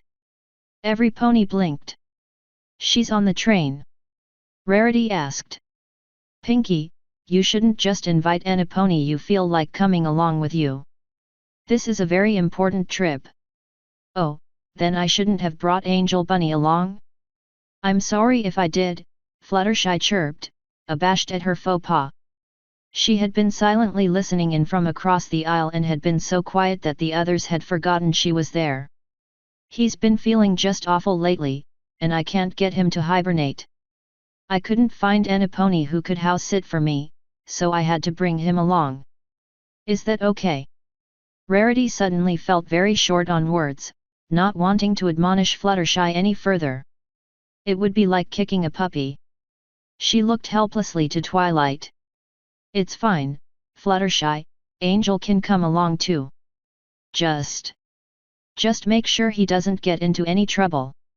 Speaking of trouble, Rarity said, spying Spike as he made his way into the carriage. The dragon was wearing a heavy scarf and a coat Rarity had made for him. He hadn't been faring as well in winters as he used to. He'd been spending more and more time in the castle, and his scales seemed to be losing more luster as months go by. You really think it's a good idea to drag him out here with us? I have to do something, Rarity, Twilight said, turning to face him as he drew near. Hi, Spike. Hi-chui, girls, Spike said, rolling up the scroll he had been checking off. Everything checks out. I went over the list twice. Every pony's here, even Maud. I don't remember her getting on, Spike said, scratching his head. Pinkie chuckled. Oh silly me, I forgot to tell every pony she was coming along. Ah, well, if it's all right with Twilight, then I guess it's fine, Spike said, putting the scroll away in the pocket of his coat. Speaking of every pony, did you pass by Applejack by any chance? Rarity inquired. Twilight rolled her eyes. Hey? Oh yeah, I passed her by, even said hello, but she seemed to be mumbling something to herself. Didn't quite catch it. A pity. Would have been disastrously good fun to get the whole story from her. What story? Nothing. Rarity said, humming to herself. Spike shrugged. Oh, I have my just-in-case disaster dispenser bag. Never leave home without it. Pinky beamed, pulling a pouch that seemed to be bursting at the seams with all manner of party paraphernalia. Twilight frowned suddenly and looked around. Speaking of disasters, she said, getting up and leaning over the seat divider to scan the carriage. Has any pony seen Rainbow Dash? She was back in the other car with me most of the trip. Seemed to have been antsy about something. She flew out the window when we crossed the border, Spike explained, pointing a thumb to the windows. She what? Twilight asked. Oh, I do hope she'll be okay. I mean, I heard the griffins can control their weather as well as we do, but their winters can get very bad, or so the birds tell me, Fluttershy added. Every pony gave her a look before continuing. Did she say anything else? Twilight asked. She said something about meeting up with you guys when you arrive, Spike said. Arrive? Meet up? Good heavens, you don't suppose she's flying on ahead, do you? Rarity asked. I hope not, she doesn't even know Gethrinia. You can't just follow the train tracks and hope you arrive at the right city. Twilight exclaimed. I gave her a map, Spike offered. Twilight face hoofed. What? Ugh, this is bad, Twilight said. I hope she doesn't do anything reckless. Darling, please, Rarity said, holding a hoof to her chest. Rainbow Dash has always been a little hot-headed, I will admit, but there is no pony more reliable. She is here representing the equestrian Wonderbolts as a captain. She wouldn't do anything to jeopardize the mission. Twilight gave her a level look. So you're saying she wouldn't try to do something to show up the creep who thought it'd be funny to play with my emotions and scare me back in Canterlot? Twilight asked simply. Rarity opened her mouth, thought for a minute, and closed it again. Right. This is bad. Pinkie Pie blew a party horn. Dash equals dash. Handy was having a good day. 20 gold crowns and not a copper more. Or so he kept telling himself. Look, buddy, I run a business here, alright? Not a charity. 40. That is robbery and you know it. He had been telling himself it so much that, for a time, he had begun to believe it. Don't care, it's winter. Supply and demand. You got the gold, I got the grain. You don't, I don't. It may as well not be here. Don't be so tight-fisted, I'm already offering to pay you double per bag. In truth, ever since he had strong-armed Joachim into choosing between disgrace and humiliation to resolve their differences, he had a bad taste in his mouth. You want free grain? The large, charcoal-feathered griffin asked across the counter.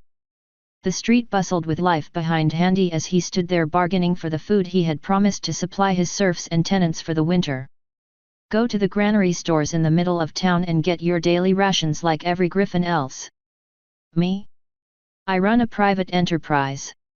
I buy other griffins' surplus, then I sell at a profit. There's supply and demand and then there is price gouging. 25, Handy offered. The griffin shook his head. Sorry, Chief. Handy almost decided to strong-arm this particular griffin. At least that way he wouldn't have felt the slightest bit of guilt for vampirically bitch-slapping this asshole with his impulse vision. The second he thought to try it, the will sort of died within him. He was tired. He let out a sigh and handed over 2 bags full of gold. Here, 80 up front, and I'll return with the rest. Nope, that's 2 bags. You get the money, I'll give you the rest. Handy narrowed his eyes dangerously at him. I am Baron Handy Haywatch. Maybe you've heard of me? I'm good for the money. I don't care who or what you are. Alls I care is the money and the hay race, and now. In th end, that's all that matters in the world. Handy suddenly wondered if it was worth it to abide by his long-standing promise to Johann and not bite any of the griffins in the kingdom while he reigned. Luckily for this piece of shit, he felt he still owed the bird at least that much. He swiped the 2 bags from the counter and then whistled for his employees to lift out the 2 bags and place them on the cart Clipwing was hitched to. Poor sap had caught Handy on his way to sort out his barony and got drafted. "All right, come on, Clip, we got a ways to go," Handy said. But isn't that all the gold I had on me, yet? I have more. Fortunately, I'm pretty sure the rest of these guys will take my word as good as my gold," Handy explained as he led on, Clipwing following behind and pulling the cart along. Handy struggled for a bit, finding his footing in the dirty slush that had covered the road, the foot traffic already heavy this early in the morning. He made a turn to head onto a main thoroughfare and onto a more solid, cobblestone road heading towards one of the bridges over the Opaltier River, idly inspecting the loose cobblestone he had picked up an hour before. That was when he ran into the first solid reminder that today was not a good day. Ah well, if it isn't my good fortune. Baron Handy in the flesh. Handy slowed to a stop and felt his teeth grind reflexively. It was not so much the words as the tone. He turned and adopted a neutral smile. "Marquis Descent," Handy said after a brief moment trying to pin a name to the face. He had no interaction with the Griffin before but knew him from court. Judging by his tone of voice and the expression he bore, Handy hated him immediately. "A pleasure. I am sure." The Griffin had golden brown feathers with light yellow eyeshadow surrounding pale blue pupils and, frankly, a rather ostentatious winter outfit. Handy had his prime suspect for the newspaper smear job. "What brings you back to Skymount?" Handy paused at that. "I never left. In fact, I live." No, I meant here, in town." "You know, in public?" he asked, his voice and tone presenting all the signs of genuine earnest. The toadies behind him sniggered. Handy briefly wondered just how much pull this little shit thought he had to think he could get away with starting this with Handy of all nobles. Handy decided to put it to the test. Smiling, he took 2 steps closer to the Marquis. "Why, whatever do you mean, Marquis?" Handy asked, his voice ever so mild and conversational. Clipwing looked on warily. "I see nothing wrong with a brisk walk about town." "Oh, I was just concerned about your well-being, you know, after your circumstances came to light." Descent lowered his voice as if he were a friend trying to assuage him that everything was all right. He didn't move, so Handy walked right on up to him, close enough that the toadies behind him backed up a step. "Ah, so not that well connected then," he thought. He gave the Marquis a smile. "Truly?" Handy asked, loud enough to be heard. "I have no idea what circumstances of which you speak.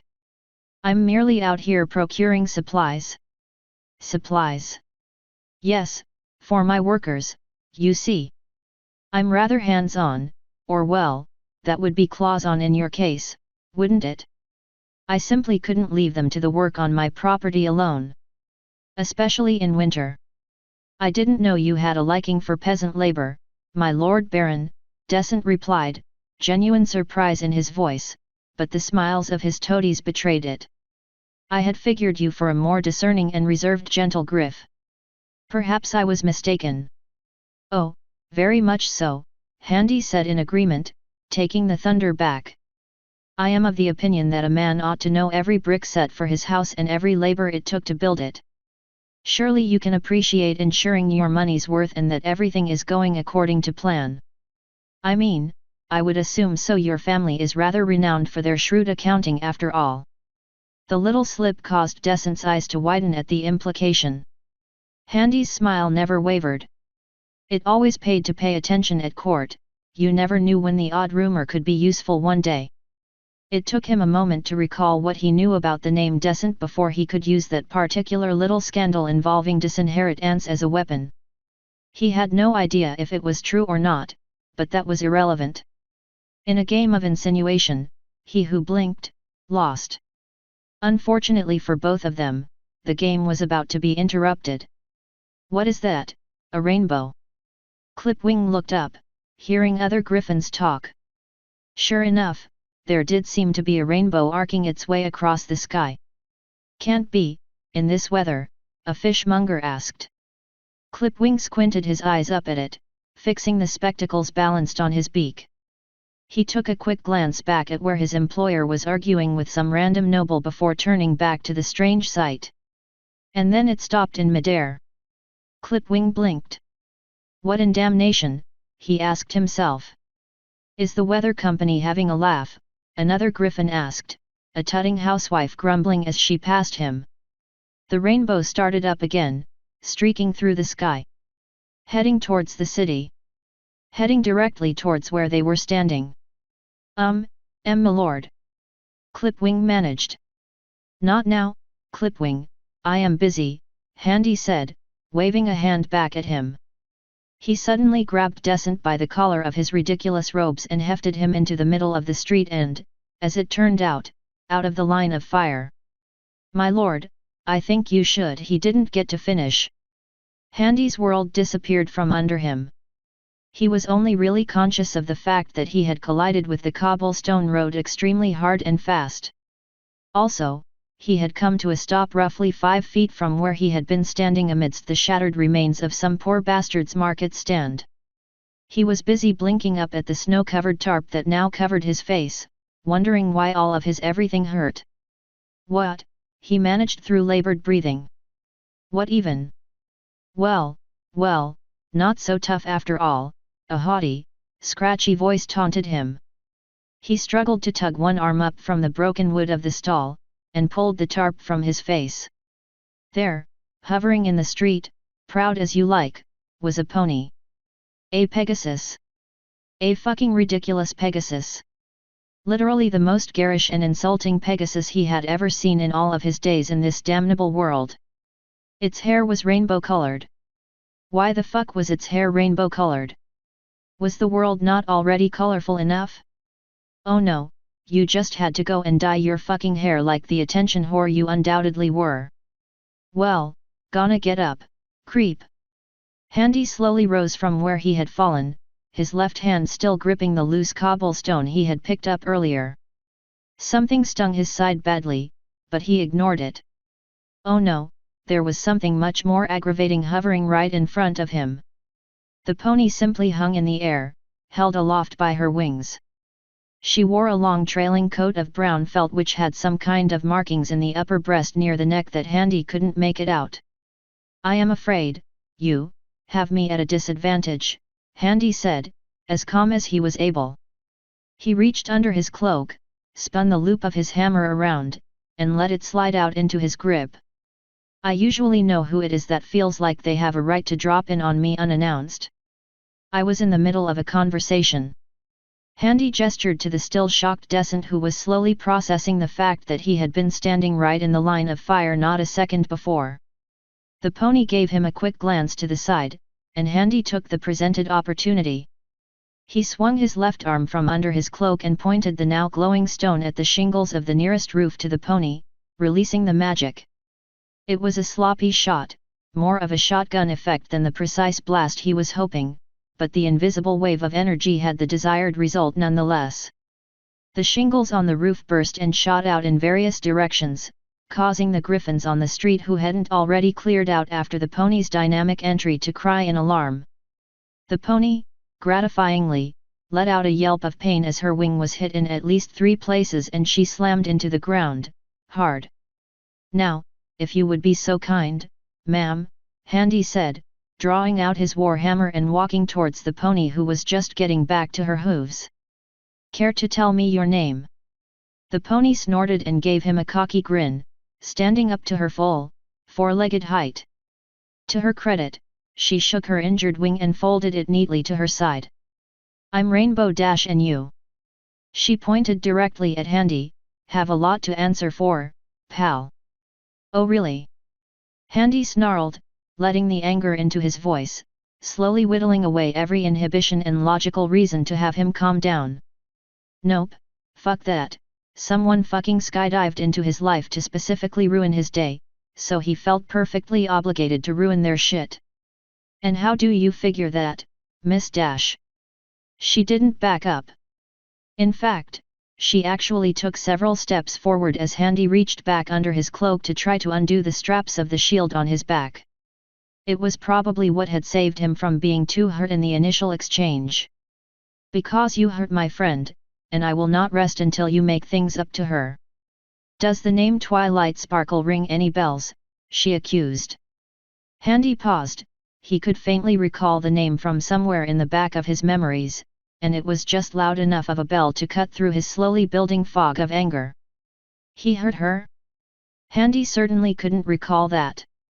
If it was someone he wanted hurt, he could recall their name rather easily. Handy did not let go of grudges easily after all. She was probably some collateral damage from whatever bullshit he had been up to the past few months. It wasn't important enough to get in the way of this little matter. "I'm afraid not," Handy said, slowing in his pace, thinking. A thought occurred to him as he spied the Marquis still off to the side, and he let a smile grace his face. "Frankly, my dear, I don't think we're going to have time to discuss the matter." "Oh no, we're settling this right now." "You ain't so tough." "Yeah, I know all about you, Handy," the Pegasus yelled, spreading her wings and, to his surprise, actually taking to the air again. He frowned. "I know all of your tricks. I talk to a lot of guards in my line of work. You're going to apologize to Twilight, to her face, for what you did, or else I'm going to beat it out of you." "Acquainted with Equestria's Royal Guard, are you?" Handy asked, his tone neutral. "Such a shame then." "Terrible shame." "What's a shame?" Rainbow Dash asked, almost up to his face. Handy had to resist the urge to just slap her stupid, smug, blue face from the air. It was not easy. "Because, Rainbow Dash." "Captain Dash to you, scuzzball." "Captain," Handy corrected and let his frown shrink just a tad. "It's a shame because this is not Equestria." "Yeah, obviously." "And," she demanded. "You see, this is Gethrenia, and the guards here? They're on my side." She briefly looked confused. Before she could question him further, Handy shouted, "Guards! Seize her!" "Hey!" Rainbow Dash had just got the word out before a quartet of armored Gethrenian royal guards dropped to land beside her, grabbing her by the forelimbs. Wait. "Oh, I don't think they will, Captain Dash." Handy slowly shook his head as a few more guards arrived. "It turned out that when you left a terribly obvious rainbow streak in the air behind you, diving into the middle of a city and causing a racket, you tended to draw the unfavorable attention of local law enforcement. You see, I don't think you fully realize what you've done." What did I do?" Her voice wavered but still held that cocksure tone that pissed him right off. "Defamation for one thing. I have never done anything to this Twilight Sparkle of yours." "I refuse to apologize for a perceived slight," Handy said simply. "Why you?" "Second, reckless endangerment." "I'm sorry, Captain Dash, but do you realize how many innocent, law-abiding griffins you just put at risk with your showy display? I can't abide by recklessness." And I'm pretty sure the law will be quite strict on the matter." "But..." "Thirdly, criminal negligence. You would have struck the good Marquis on the head had I not moved him out of the way." Handy gestured to Descent. That's right, you did," the Griffin acknowledged, now giving the Pegasus an evil look. "But I wasn't. I was aiming for you." Rainbow Dash clarified, struggling in the guard's grasp, who were polite enough to keep her held there while Handy publicly gave the cocky pony a dressing down while the gathering crowd looked on, murmuring their displeasure at the pony. "Fourthly, assault and battery with intention to commit grievous bodily harm," Handy rattled off. "Hey, you shot those things at my wing," she protested. "Self-defense," he said casually. "After all, I had just been kicked across the street. Oh, which reminds me." He turned around and gave the destroyed stall a thoughtful look. "Property damage." "She sputtered, turning angrily at the roof. Handy shot up. You did that too. And I'm willing to pay full damages. Are you prepared to compensate this fine gentleman for the loss to his livelihood? Handy asked, looking at the rotund griffin who had run the fish stall. Sure. I just don't have the bits on me.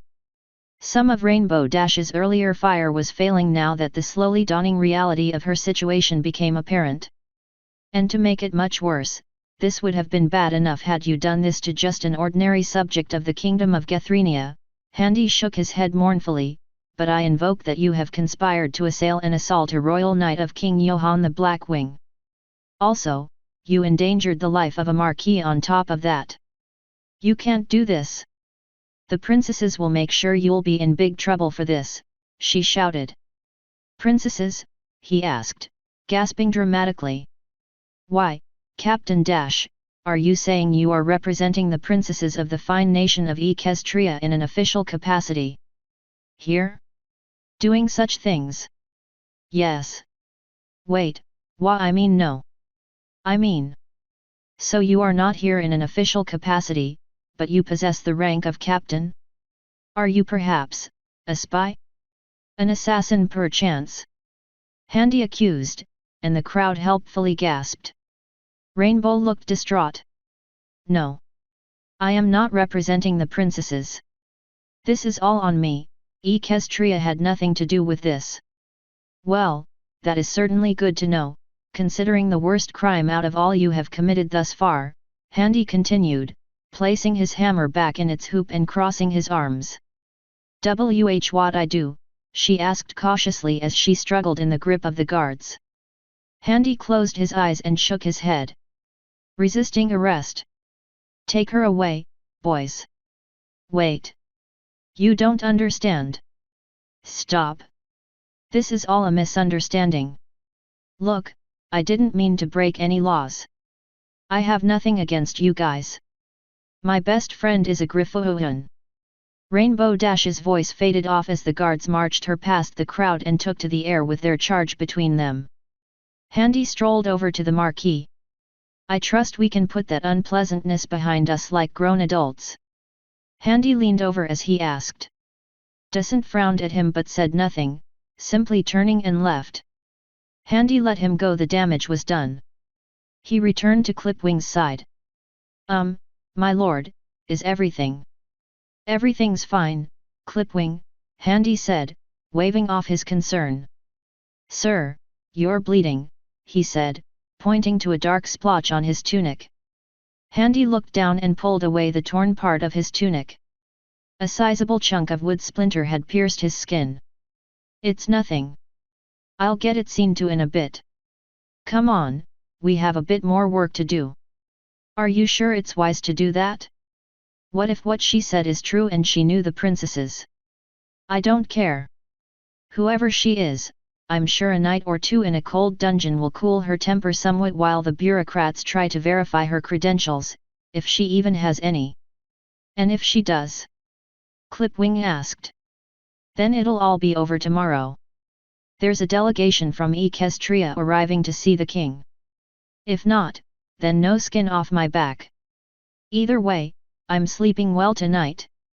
The truth was, he was feeling a bit better after the debacle. The same could not be said for the pony in chains.